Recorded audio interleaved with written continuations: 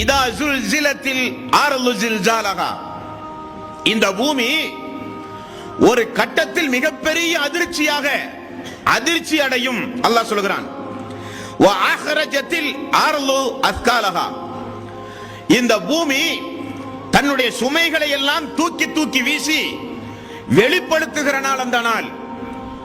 வ காலல் இன்சானு மாலஹா, அந்த நாளில் மனிதன் இந்த பூமிக்கு என்னானது, ஏன் இப்படி அதிர்ச்சி ஆகிறது? அந்த பூமிக்கு அடியில் புதையுண்டு போன எல்லா மனிதர்களும் மேலே வந்து தூக்கி வீசப்படுவார்கள். இந்த பூமிக்கு என்னானது என்று மனிதன் கேட்பான்.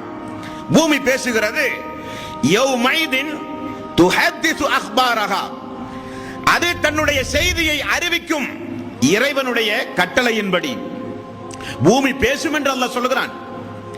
அப்படிப்பட்ட அந்த பூமிக்கு அடியில் கொண்டு போய் புதைக்கின்ற வாழ்வுதான் கபருடைய வாழ்வு என்று இஸ்லாம் சொல்லுகிறது. அதுதான் ஃபர்ஸக்குடைய வாழ்வு.